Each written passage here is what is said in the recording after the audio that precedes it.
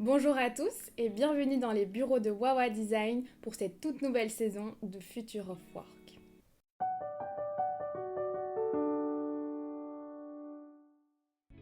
Aujourd'hui, nous sommes avec un nouvel invité que vous n'avez pas encore vu sur ce podcast, mais que Wawa Design connaît très bien. Nous sommes avec Jean-Baptiste Jacquemin, directeur général de Méazurmen. Bonjour Jean-Baptiste. Bonjour Kevin, bonjour Romain. Bonjour Baptiste. Et nous sommes avec un invité que vous connaissez bien maintenant. Bonjour Romain. Bonjour Kiri. Vous allez bien ? Super. Très bien, retour de vacances, tout va bien. Nous sommes ici pour parler du sujet de l'audit dans l'environnement de travail, autrement dit le workplace analytique, parce que ça fait aussi partie de ton travail. Est-ce que tu peux nous expliquer un peu plus sur ton parcours et un peu te présenter ? Tout à fait, donc comme Kevin l'a dit, donc Jean-Baptiste Jacquemin, donc je suis directeur général chez Mesurmen pour la partie francophone, donc vraiment France, Belgique, Luxembourg et Suisse. Et alors Mesurmen c'est quoi ? Donc c'est une entreprise hollandaise et alors on est spécialisé effectivement dans tout ce qui est workplace analytique. Donc qu'est-ce que le workplace analytique ? J'aime un peu faire le parallèle entre le docteur, le patient et la radio. Finalement on a un peu la radio, donc on va vraiment analyser comment fonctionne un espace de travail pour donner au médecin, Wawa Design, Romain, qui lui va comprendre finalement cette radio pour guérir entre guillemets l'espace de travail de notre patient. Donc voilà un peu globalement, imagement, ce qu'on fait. Et est-ce que tu peux un peu nous expliquer où ça t'a amené de travailler dans ce genre d'entreprise Ouais, tout à fait. Donc c'est vrai qu'on travaille partout dans le monde, qu'on est présent dans plus de 50 pays. On a analysé maintenant plus de 2 millions d'espaces de travail dans le monde. Et alors pour peut-être un peu donner plus de contexte ou de précision sur ce que c'est l'analyse finalement, on va avoir, je vais dire, différentes analyses. Donc ça peut aller autant de la partie occupation, donc comprendre comment les collaborateurs occupent les espaces, les utilisent, qu'est-ce qu'ils font dans ces espaces-là, donc quelle activité ils font à leur poste de travail, dans les salles de réunion, combien ils sont, pour vraiment finalement comprendre est-ce que l'espace de travail est utilisé comme il le doit. Donc ça c'est une première partie, donc on récolte ces données soit via l'humain, je vais dire, avec des applications et des personnes qui collectent des données, soit via la technologie, avec des capteurs, autant d'occupation, d'utilisation, de qualité d'air.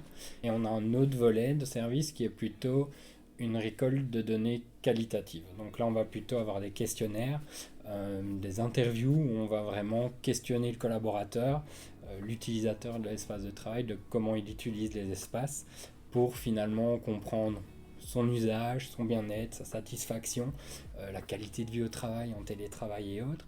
Et on va corréler un peu toutes ces données pour comprendre finalement ce que le collaborateur fait réellement et ce qu'il pense faire. Et on va vraiment trouver finalement est-ce qu'il y a un gap entre ces différentes analyses pour justement après améliorer l'espace de travail pour qu'il y ait un parfait équilibre entre les coûts, la gestion des espaces, qu'il n'y en ait pas trop peu, qu'ils soient bien dimensionnés, qu'ils soient utiles, et en même temps que le collaborateur soit totalement satisfait par rapport à la transformation qu'il peut avoir. Vraiment notre mission première, c'est de donner au client toutes les données possibles et imaginables qu'il lui faut pour prendre la bonne décision.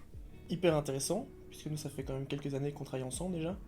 Ça va faire quoi, 6, 7 ans, quelque chose comme ça. Tout à fait. Ce que je trouverais intéressant que tu expliques, c'est le point de départ de cette réflexion, avant même de parler plus dans le détail de l'audit en tant que tel, c'est qu'est-ce qui t'a amené toi, mais aussi ton partenaire Karim Piron, pour le citer, qu'est-ce qui vous a amené à se dire à un moment donné, on va aider les entreprises sur le côté humain et stratégie à leur proposer pour un développement futur. Je suis curieux par rapport à ça. Du coup, c'est vraiment émané, je vais dire, de nos boulots précédents, dans le sens où donc, moi je travaillais plutôt en interne en tant que workplace manager, et quand je questionnais finalement mon client interne, donc un manager par exemple, sur qu'est-ce qu'il te faut dans tes espaces de bureau pour les réaménager. Je prends un exemple facile, il avait 10 collaborateurs, il me dit il me faut 10 postes de travail, une salle de réunion de 10 personnes. Ok. À l'époque, j'avais aucune possibilité de lui dire finalement, je pense pas que c'est ça qu'il te faut, parce que je connaissais pas nécessairement son métier, ses collaborateurs, mais j'étais persuadé que finalement dans son équipe, il y avait peut-être 5 commerciaux qui étaient là un jour par semaine, qu'il avait probablement beaucoup plus de réunions de 3 personnes qu'une grande réunion avec tous ses collaborateurs au même moment. Mais pour pas rentrer en confrontation avec le manager, j'avais pas d'axe, j'avais pas d'outils. Mais t'avais déjà cette vision de cette problématique-là. C'est ça, ouais, tout à fait. Mais pas tu ne savais pas encore mettre les mots sur un besoin ou une stratégie à appliquer. C'est ça, okay, exactement. Oui. Et l'idée est aussi partie d'une réflexion assez simple qu'on a tous eu, je pense, à un moment de notre vie. On s'est dit, j'utilise trop mon téléphone. Mais je sais pas combien de temps je l'utilise par jour. Et donc là, on va estimer, dire ok, je l'utilise une demi-heure. On va dans nos réglages de notre téléphone et là, on voit qu'on l'utilise 3 heures par jour. Donc il y a effectivement un énorme gap entre ce qu'on pense et ce qu'on fait vraiment. Et donc c'est là où est née l'idée en disant ok, comment on peut créer, récolter de la donnée sur ce qu'on fait et de la donnée sur ce qu'on pense faire et les mettre en corrélation. Donc voilà un peu comment est née l'idée. Ce qui apparaît, c'est surtout que ça n'existait pas. Ouais. Les services pris différemment existaient, mais vraiment la combinaison de tout n'existait pas, effectivement. Ce qui est fou de se dire que ce n'est qu'il y a 7 ans.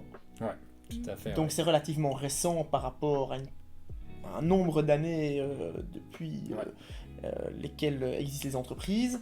Alors que c'est un service qui aurait pu déjà exister il y a des années. On parle de bien-être des collaborateurs depuis plus de 10 ans maintenant, suite aux différentes crises qu'il y a eu.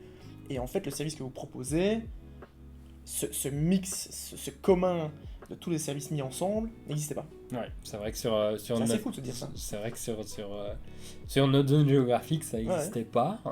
Sur les autres, on n'a pas creusé plus loin et on n'a pas trouvé.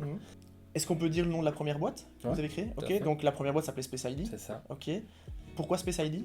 Alors pourquoi Space ID? Donc ça venait de l'espace, space. Tout simplement, et puis ID pour identity, donc l'identité. Donc c'est vraiment finalement trouver finalement l'identité de ces espaces. Donc c'était un peu your space, your identity.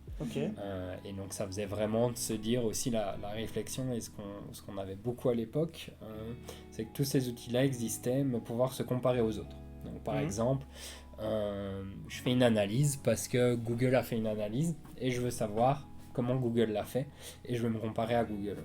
Et du coup, vraiment l'axe qu'on voulait prendre, parce qu'il y avait beaucoup de concurrence sur ce créneau-là, c'est se dire, ok, ne regardons plus du tout ce que les autres font, regardons uniquement qui nous sommes.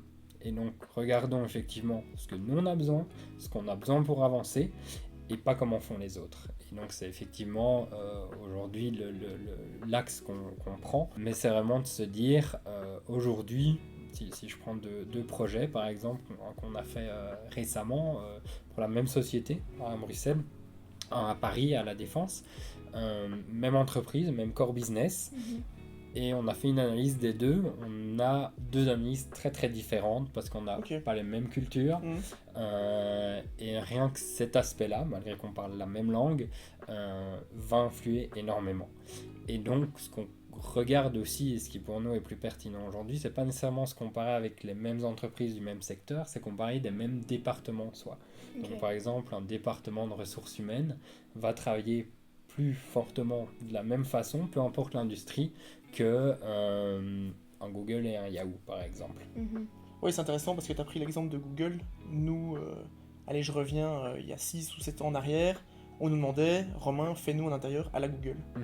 Et c'est là où cette identité, en fait, n'existait pas. Si on nous demande de faire un intérieur à la Google, c'est pour ressembler à une entreprise qui n'est absolument pas, le même core business, il n'y a pas la même culture d'entreprise, et ça ne sert à rien de l'imaginer comme ça. Il faut vraiment avoir une analyse pour, dans votre cas à vous, où un design intérieur qui reflète vraiment les valeurs, les ambitions de développement, les stratégies de l'entreprise, qui est le client et pas non plus, enfin, et surtout pas une autre entreprise, Google pour pas la citer par exemple, ce qui n'a aucun intérêt d'un point de vue positionnement sur le marché, c'est complètement dérisoire. Quoi. Tout à fait, ouais. Mais du coup, effectivement, et je trouve que c'est là où votre métier est hyper intéressant, c'est tout cet aspect créatif, mais réfléchi.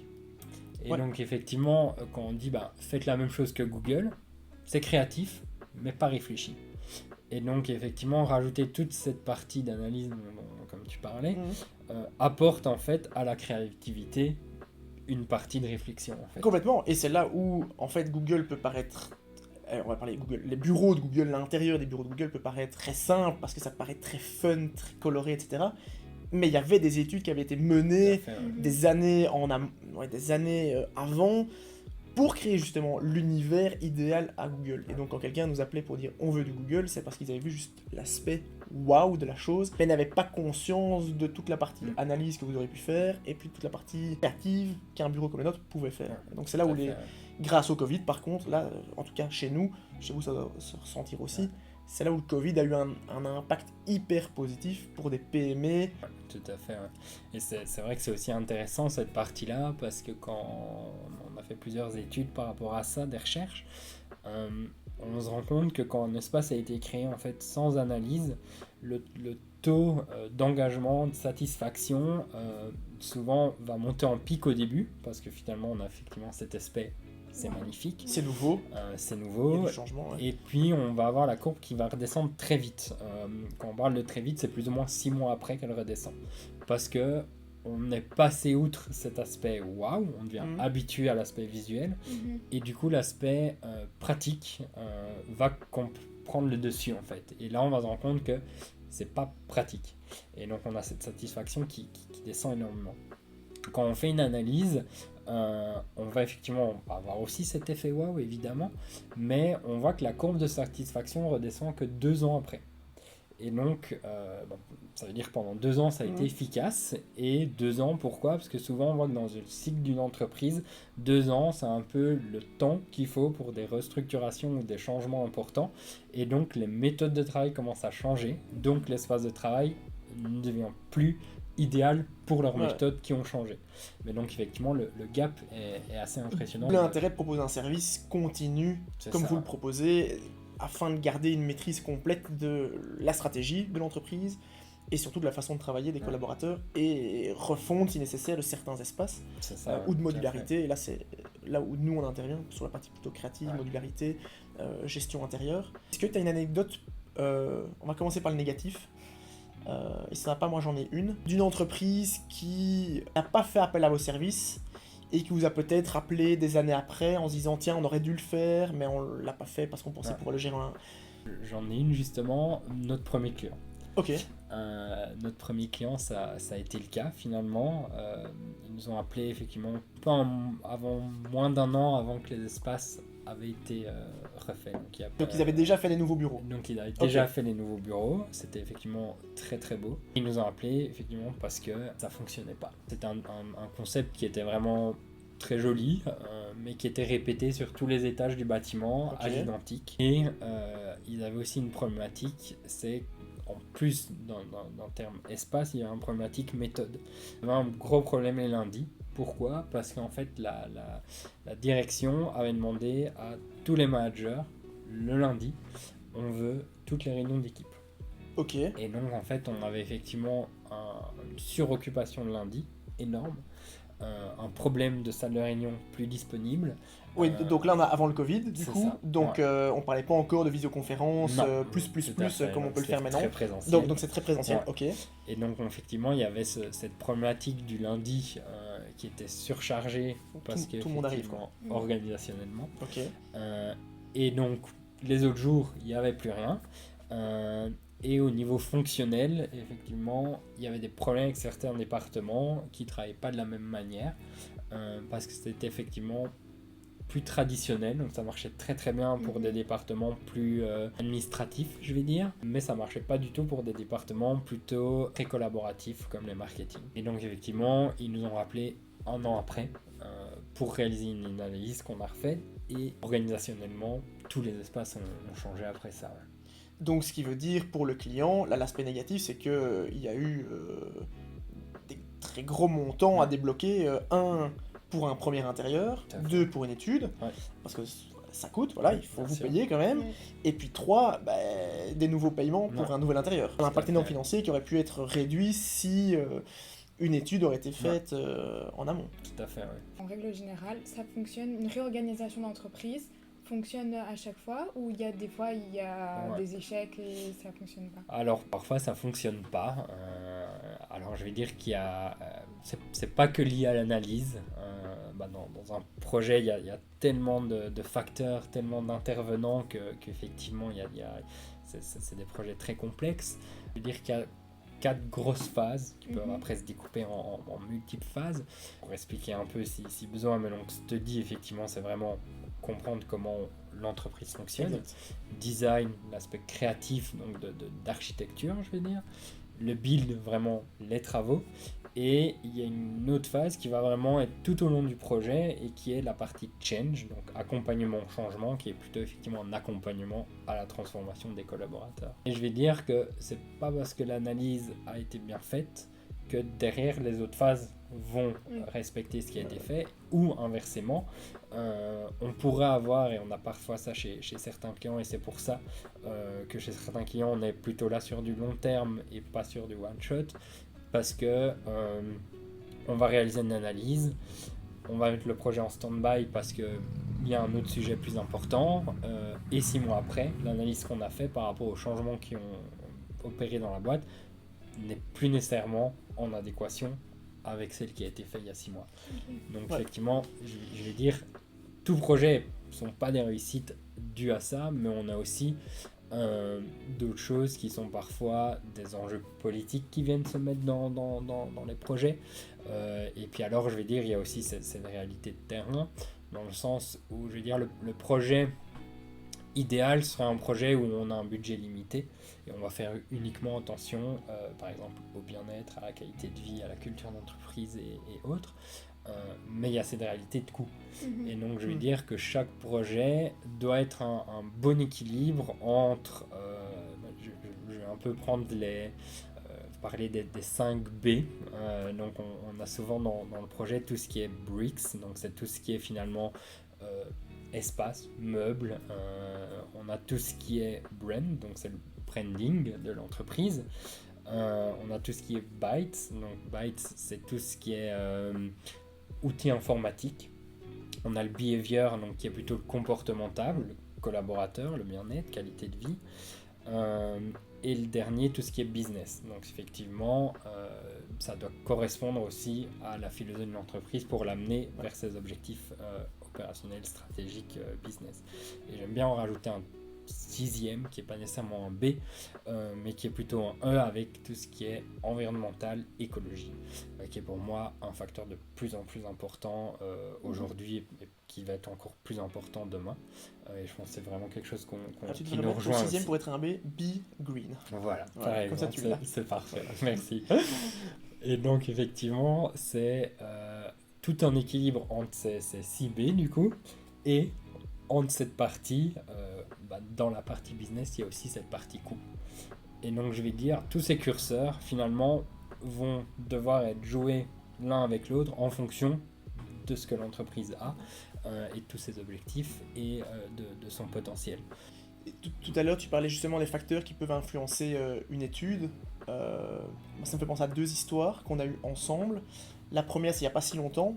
Un des facteurs qui a influencé un des audits qui a été fait, plus la stratégie à mettre en place, c'était surtout l'humain qui était derrière, et c'était l'embauche trop rapide par rapport à une croissance d'entreprise hyper active. Et donc, l'aspect négatif de la chose, c'est que l'audit qui avait été fait à un moment T n'était plus valable 6 mois, voire 1 an après. Et donc là, c'est une remise en question, 1 pour le client, 2 pour la stratégie adoptée entre notre partenariat à nous vis-à-vis de ce client, et puis qu'est-ce qu'on fait de l'étude A qui a été faite. Est-ce que doit en tenir compte Bah, en fait non, puisque l'entreprise grandit, continue à grandir, et qu'est-ce qu'on fait? Donc ça c'est un point négatif, et puis qui pourrait influencer une stratégie à avoir par rapport... pas par rapport aux clients, parce que moi je trouve que nos collaborations avec les clients sont vraiment des partenariats, des collaborations justement. Et ça me fait penser à une autre histoire qu'on a eue aussi, qui est comment est-ce qu'on pourrait dire, le décrochement de réalité qu'a un CEO ou un CFO par rapport à la façon de travailler de ses collaborateurs. Ça c'est une histoire qu'on a eue ensemble chez un client qui était, on réalise un audit en vue d'un déménagement, et je me rappellerai toujours de la réaction du CEO quand on a présenté les chiffres. C'était « Ah non, mais mes collaborateurs ne travaillent pas de cette façon-là. » Je laisse un blanc parce que c'est vraiment le blanc qu'il y a eu pendant cette réunion, c'était de se dire « Les chiffres montrent que l'ensemble des employés de l'entreprise travaillent d'une manière A, et le CEO était persuadé qu'il travaillait d'une manière B. » Ça a été hyper déroutant parce qu'il était persuadé. Le gars était dans son truc « Non, il travaille comme ça. » Non, les chiffres montrent que c'est pas du tout ça. Et ça a mené à quoi? À un stop complet de l'étude, du design, parce qu'en fait, le gars était persuadé, borné, que sa boîte devait fonctionner comme ça. Ça a été un... Est-ce qu'on peut parler d'échec? Non, parce que j'aime pas parler d'échec. On a pu rebondir par rapport à ce type de client. Tout à fait, ouais. C'est vrai que ça, c'est souvent quelque chose auquel on est confronté. Je pose souvent la question, bon, par exemple, si peut-être le plus factuel, c'est demander à un client avant qu'on intervienne pour une étude d'occupation, typiquement, en lui demandant, ok, qu'est-ce que vous pensez de votre taux d'occupation de vos espaces de bureau? Et dire, 90% du temps, les clients nous répondent, on doit avoir un taux d'occupation moyen de 70%, des pics à 80%. Si je prends uniquement les chiffres de l'année dernière et de cette année, donc 2023-2024, en termes d'occupation des espaces de travail dans le monde, on est à 36% d'occupation moyenne. Donc dans le monde, ce qui veut dire que dans les entreprises, pour 100 employés, en moyenne, il y a 36 personnes. 36 personnes en moyenne dans les espaces. Donc ce qui veut dire, si je me trompe pas et tu m'arrêtes, si c'est le cas, qu'il y a 64% de la superficie, entre guillemets, qui est inexploitée. Donc une perte de rentabilité, puisqu'il y a des loyers, il y a des charges liées à cette superficie, et peut-être une perte financière par rapport à une productivité en groupe dans cet espace de travail. Tout à fait, et encore plus maintenant avec tout ce qui est télétravail et travail hybride, ça s'est décuplé. Mais finalement, la donnée peut-être la plus intéressante, ça va être le pic. Parce qu'effectivement, il faut qu'on soit capable dans un espace de travail de pouvoir gérer un moment s'il y a un événement particulier avec ces pics. Mais le pic reste en dessous de 50%. Donc effectivement, le pic moyen qu'on a observé, et là si je prends juste France, Benelux, on est plus ou moins à 47% en moyenne chez nos clients de pic d'occupation. Donc effectivement, si on fait l'inverse, c'est-à-dire qu'on a plus ou moins 50% de la superficie est inexploitée effectivement, sachant qu'un poste de travail sur cette zone géographique est plus ou moins 12 à 13 000 euros de coût annuel. Effectivement, on fait vite des très grandes économies, et c'est là que c'est intéressant justement de pouvoir aussi casser ce mythe, de se dire on peut réduire les coûts et on peut faire mieux. Donc effectivement, ça veut dire que finalement on jette entre guillemets 50% des espaces de travail, du coût des espaces de travail par la fenêtre. Mais ok, si on réduit par exemple de 25%, ça veut dire qu'il nous reste toujours 25% d'espaces de travail. Mais ce coût-là, on va pouvoir potentiellement améliorer ces 75% d'espace de travail qui restent, et donc les rendre plus performants et plus agréables pour les collaborateurs. Donc je veux dire, l'équation de se dire on peut réduire les coûts et augmenter le bien-être, c'est possible. Et si tu as un retour client hyper positif, une grosse satisfaction, une anecdote positive, ce serait laquelle? Ouais, je pense typiquement à un client qu'on a eu qui était justement très réticent à faire une analyse, parce qu'il n'y avait pas dans cette entreprise-là une habitude de co-créer. Donc c'était vraiment de base, la direction prend les décisions, on fonce, on y va. Et effectivement, ils n'avaient pas nécessairement pris toute une analyse globale, ils avaient quelques éléments. Et à la première présentation, changeons complètement notre fusil d'épaule et refaisons une analyse complète avec vraiment tout et impliquons dans la décision vraiment les collaborateurs. Ok. Pour que le projet finalement vienne des collaborateurs et pas de la direction. Donc ça a été vraiment un succès. Et je dirais même encore plus parce que c'est un client aujourd'hui qui est parti de cette analyse ponctuelle parce qu'il avait un projet qui est devenu un client récurrent, Ok. je veux dire long terme, parce qu'aujourd'hui ils ont mis en place vraiment tous les systèmes de monitoring de leurs espaces de travail, donc avec des capteurs, avec un questionnaire qu'ils envoient tous les mois. Mais donc ils ont vraiment créé aujourd'hui, on a un tableau de bord avec eux qui permet d'avoir plein d'indicateurs sur mensuellement, ok, là ça fonctionne pas, et chaque mois un plan d'action est créé en fait, et donc ils ont vraiment intégré un peu la route des mines dans leur processus d'espace de travail avec cette partie effectivement plan, do, check, act, et tous les mois ils revoient ça et ils l'améliorent en continu en fait. Ok, donc ils sont vraiment sur une méthode lean C'est complète. ça. Est-ce que le client idéal, en fait, est l'employé plutôt que la direction? Ouais.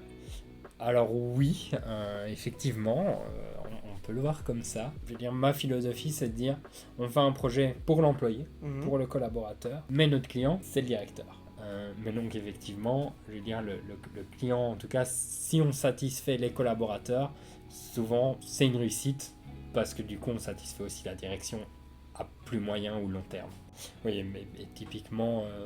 dans les grosses structures, dans le sens où on a effectivement énormément de niveaux hiérarchiques, et les personnes qui souvent décident à la table sont des personnes qui ont un niveau hiérarchique C-level dans la boîte, et qui ont effectivement pas du tout cette notion de que fait mon N-10 par exemple. Complètement. Et donc c'est vrai que c'est extrêmement intéressant et utile d'impliquer tout le monde dans ce type d'analyse et de changement. Et du coup, c'est très bien, tu l'as dit, ça facilite le changement. Ouais. Et ça facilite votre change management. Ouais, tout à fait. Complètement. Et quel est le taux d'engagement de vos clients d'impliquer justement ces collaborateurs? Parce qu'on a fait les expériences ensemble, quand je dis expériences positives et négatives, on s'est rendu compte que certaines boîtes nous ont dit on s'en fout de ce que pensent nos collaborateurs. Ouais, tout à fait. Alors, je vais dire, on a quand même plus de personnes aujourd'hui qui impliquent leurs collaborateurs.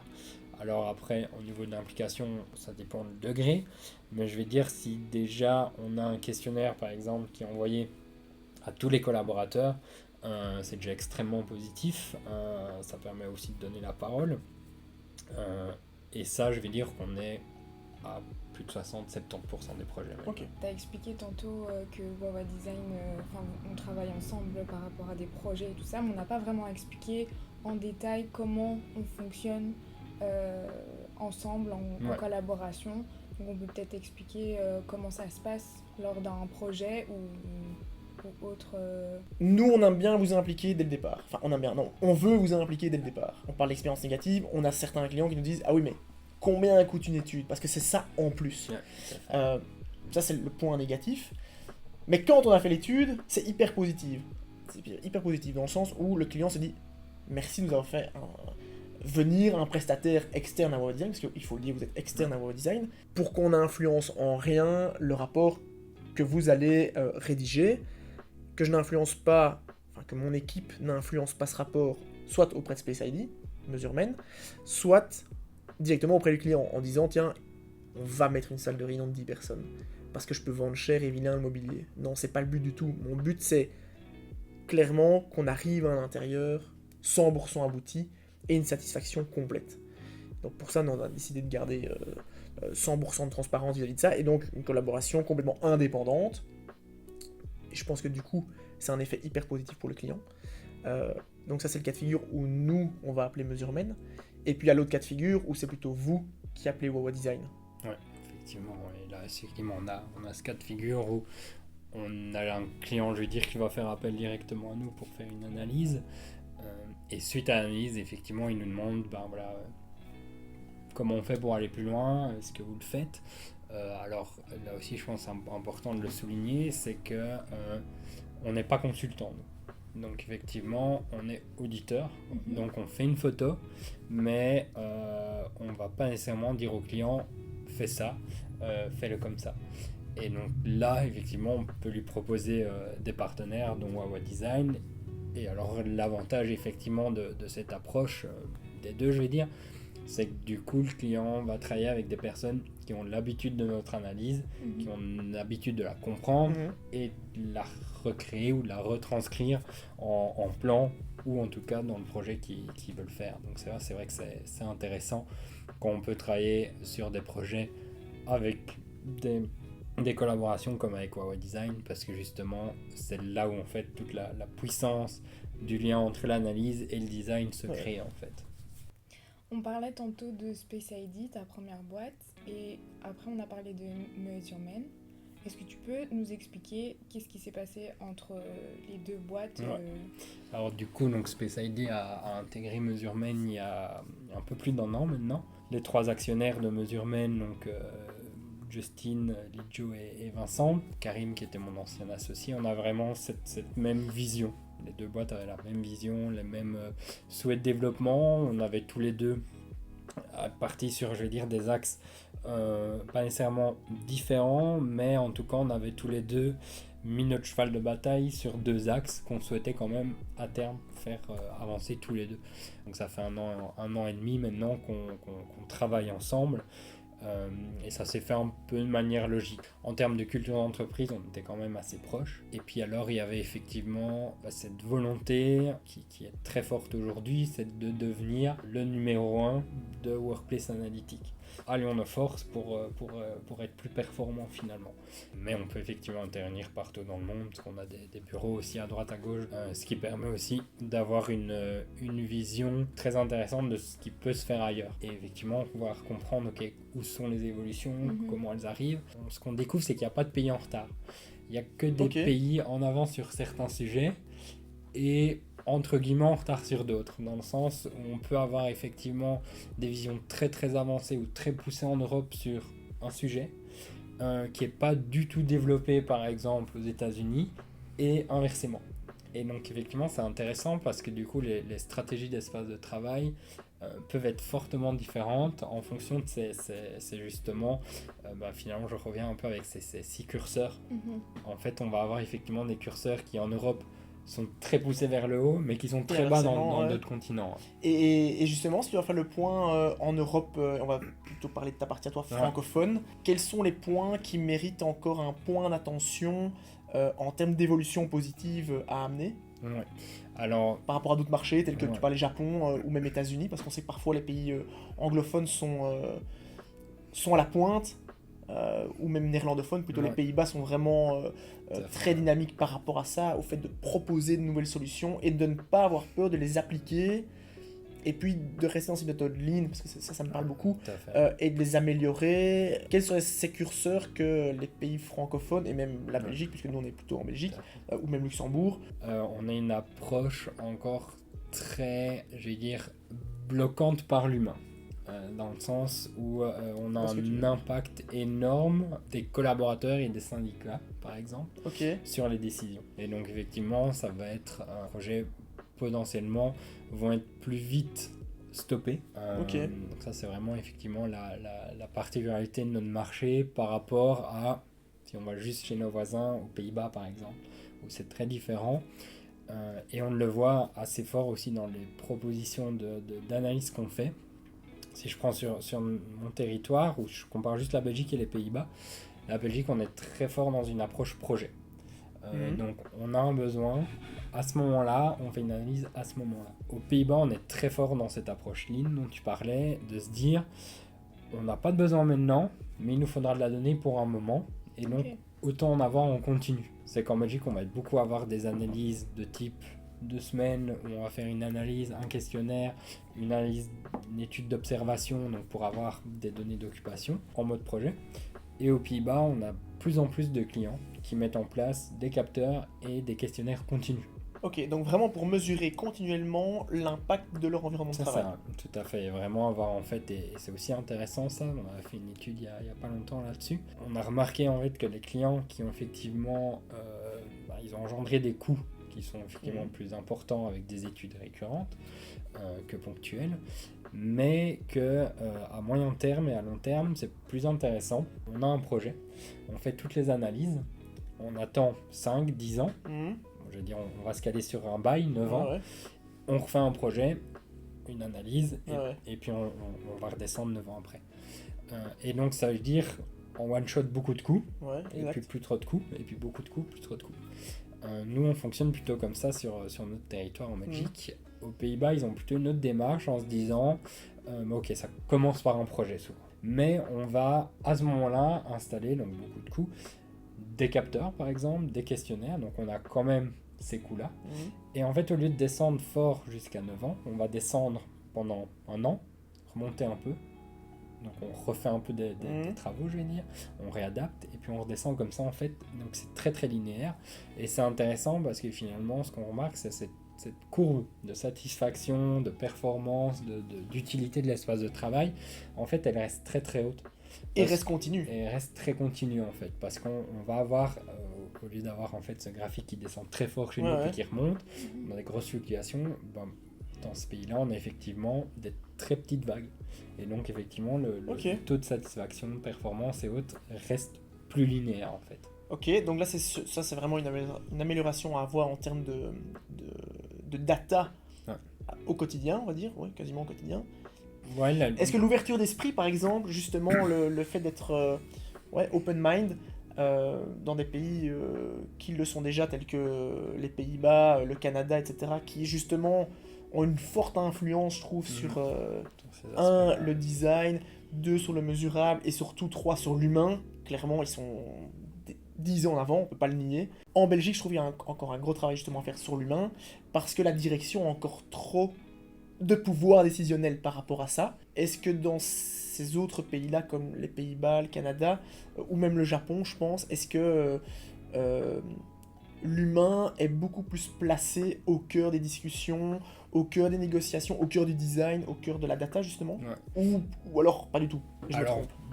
Général, il est peut-être pas nécessairement placé plus, mais il y a une philosophie différente de réflexion et je pense que c'est très culturel. Effectivement, nous on est plus, en tout cas dans nos pays, plutôt à voir ce qu'on perd. Donc effectivement, on est très réfractaire au changement parce qu'on se dit ok, je vais perdre ça. Et on voit pas nécessairement ce que je vais gagner. Dans les pays dont tu parlais, on va être effectivement plutôt avoir une réflexion solution. Et donc on va effectivement plutôt réfléchir ok, demain qu'est-ce que je vais avoir. Je vais perdre des choses, mais qu'est-ce que je vais avoir. Et donc finalement c'est un peu, je vais dire, si on résume cette réflexion de j'ai un problème, je regarde le problème, ou j'ai un problème et je cherche la solution. Et donc je vais dire, nous on s'attarde un peu plus sur le problème, et dans d'autres pays on s'attarde plus sur la solution.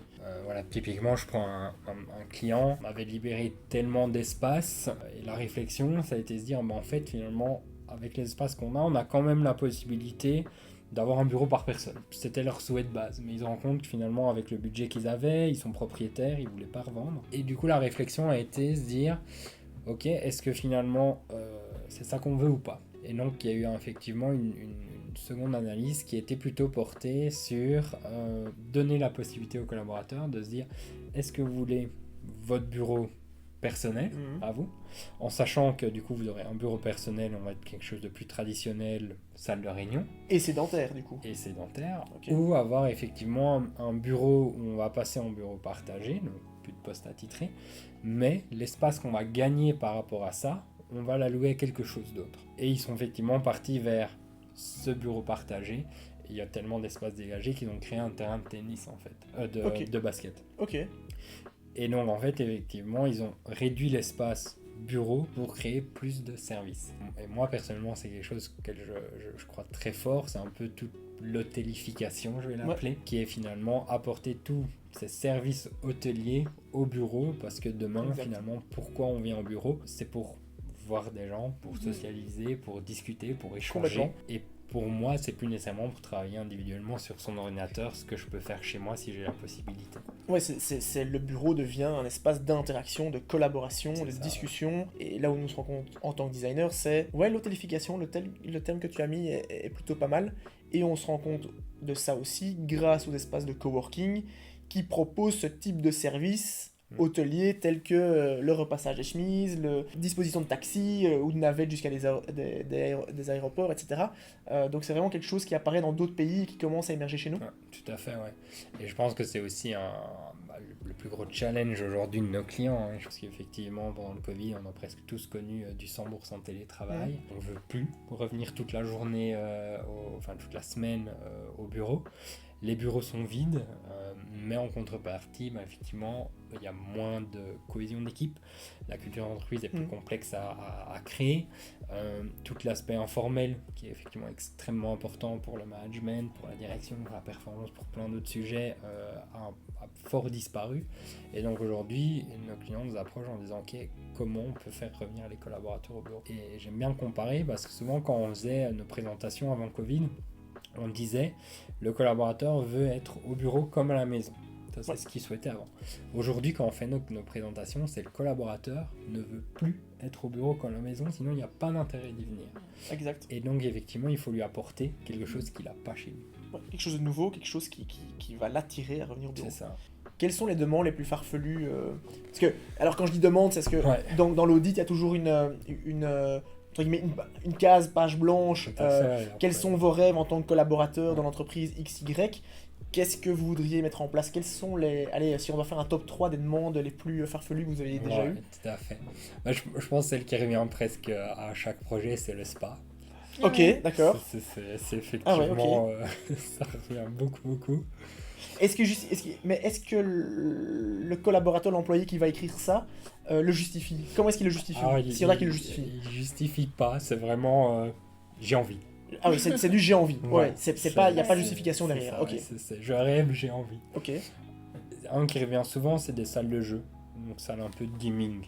Avec par exemple, c'est très cliché, mais le baby-foot, le flipper, ça c'est quand même quelque chose qui revient quand même pas mal. Oui, donc là, sur ton premier exemple, c'était un aspect plutôt individualiste. Ouais. Là, le deuxième exemple, c'est plutôt un aspect de groupe, donc qui pourrait être plus facilement justifiable dans un projet. C'est ça, mais qui est aussi beaucoup plus réalisable. Et le troisième, alors, je vais peut-être en mettre deux dans un. Celui-là, il revient tout le temps. C'est pas quelque chose de farfelu, c'est juste quelque chose qui est tout le temps demandé. C'est le café gratuit et le parking. Qui sont réalisables pour le café, je pense que c'est plus réalisable. Le parking, ça dépend des projets. Mais ça, c'est deux éléments qui sont tout le temps demandés. Ok, moi je me rappelle une anecdote que tu n'as pas dit. C'est avant même de repenser à l'environnement de travail ou de faire un audit, c'est l'augmentation de salaire. Ouais, c'est de dire, tiens, vous allez mettre X centaines de milliers ou millions d'euros dans un projet.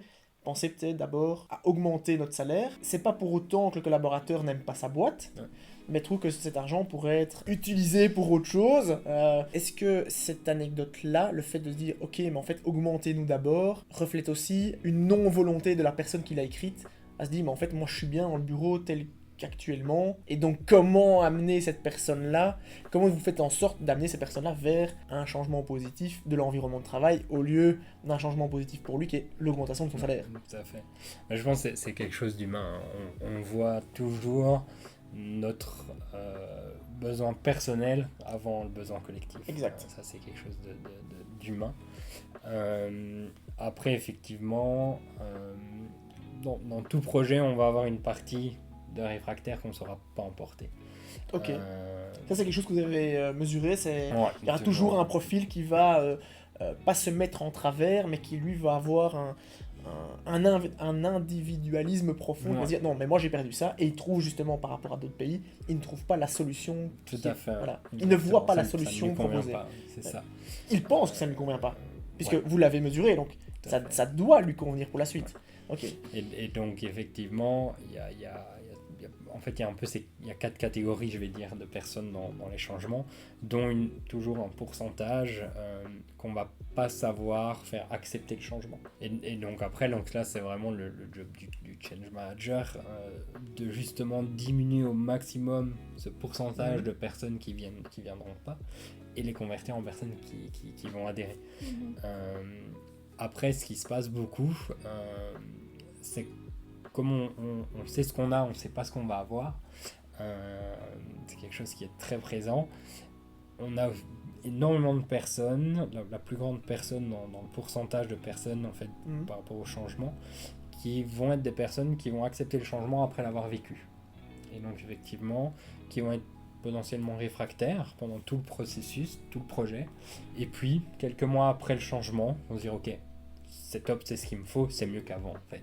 Et donc en fait ce sera entre guillemets votre meilleur ambassadeur, puisqu'il avait vraiment ce côté d'aspect négatif de la chose, transformé en aspect hyper positif, parce qu'il lui a encore été plus marqué par cette transition. Tout à fait. Alors je veux dire, je pense que je pense qu'on a 2 super ambassadeurs dans les projets qu'on fait.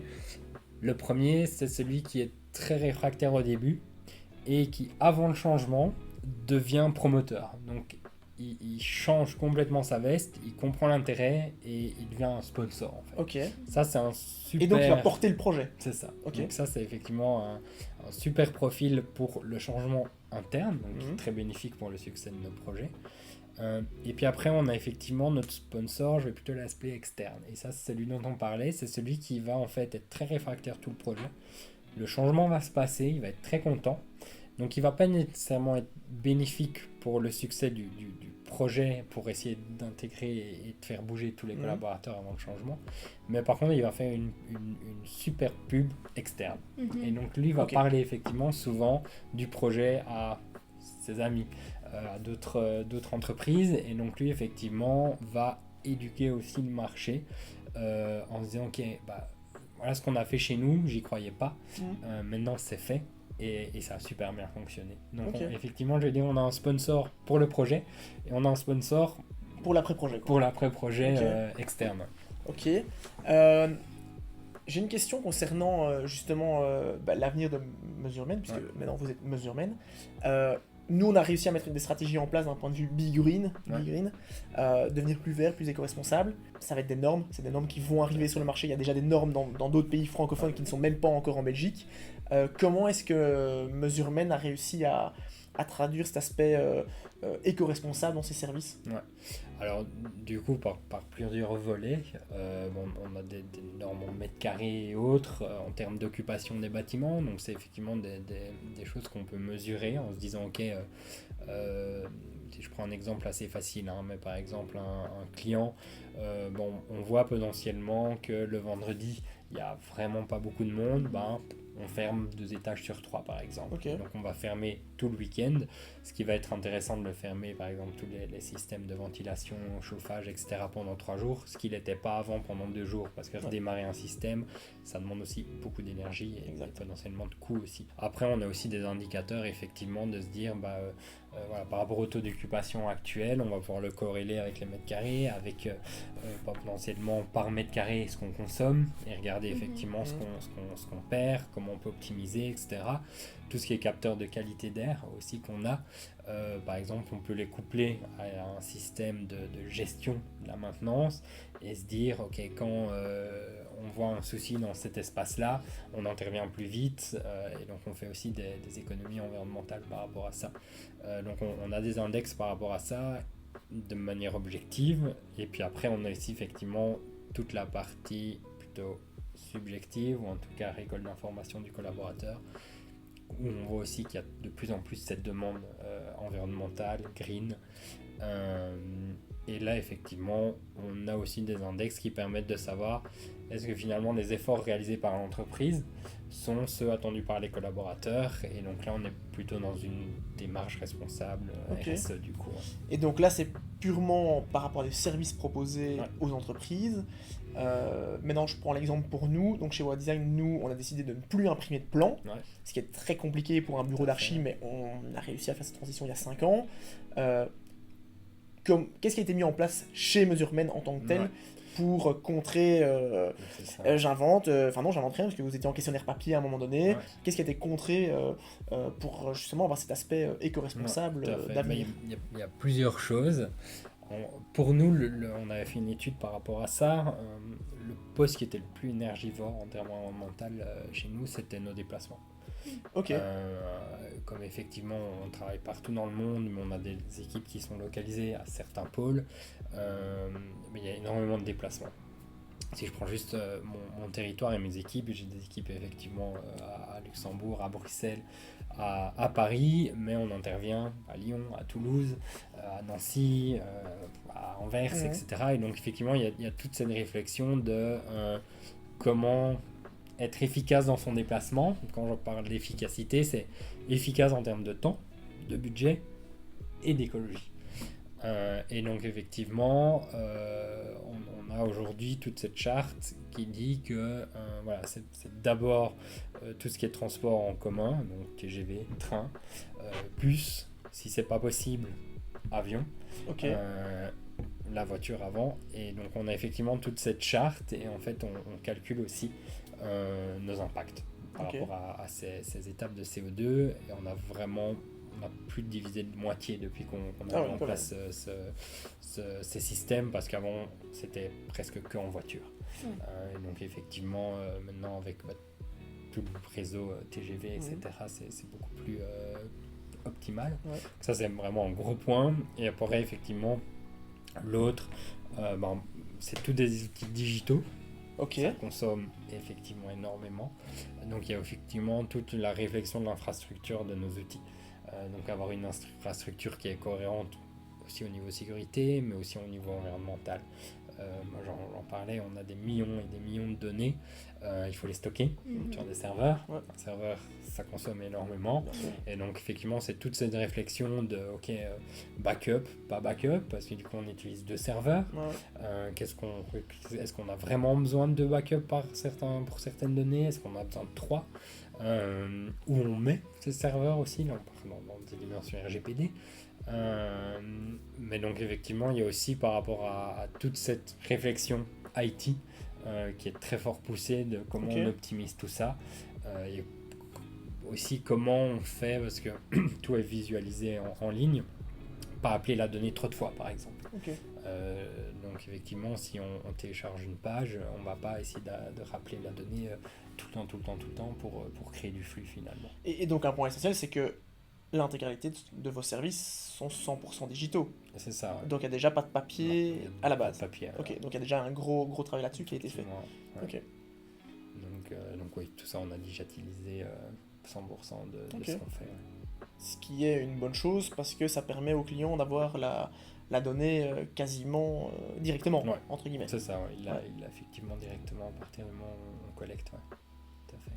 Pas mal. Est-ce que tu peux nous parler de tes projets futurs professionnels, de ce que tu vois pour l'avenir et où tu veux aller après tout ça? Ouais. Alors du coup, donc là effectivement, je veux dire, mon challenge le plus fort, c'est vraiment de faire monter Mesurement pour qu'on devienne vraiment leader mondial dans ces technologies-là. Donc ça, c'était vraiment améliorer l'espace de travail et impacter 10 millions de personnes dans le monde. C'était notre objectif. Ce qui est fait. On l'a atteint. Ça devait être pour 2025. On a 2 ans d'avance, génial. Donc je veux dire, aujourd'hui, moi je suis plutôt focalisé sur les pays francophones. Demain, potentiellement, mon rôle va évoluer dans vraiment une réflexion plus globale de comment faire effectivement évoluer le groupe pour devenir de plus en plus leader finalement. Après, je veux dire plutôt moi ce qui m'anime, ça a toujours été de donner du boulot à des gens. Et c'était aussi dans cette réflexion qu'on a fusionné Space ID et Mesurement, c'est de se dire ok, plus on grandit vite, plus on peut embaucher des gens. Et donc ça personnellement c'est vraiment ce qui m'anime. Top, merci. C'est super intéressant et un grand merci d'avoir accepté l'invitation et d'avoir répondu à toutes ces questions. Merci à vous. Merci pour l'échange. En tout cas. Très enrichissant. J'espère que vous, chers auditeurs, vous avez apprécié l'échange, l'apport d'informations surtout parce qu'on a eu beaucoup. Donc top. Merci Jean-Baptiste. Merci à vous. N'hésitez pas à réagir en commentaire. Et si vous avez raté la première saison de Future of Work, elle est en description dans la barre de commentaires. On se retrouve le mois prochain pour un prochain épisode de Future of Work. Merci, à bientôt. À bientôt. Au revoir.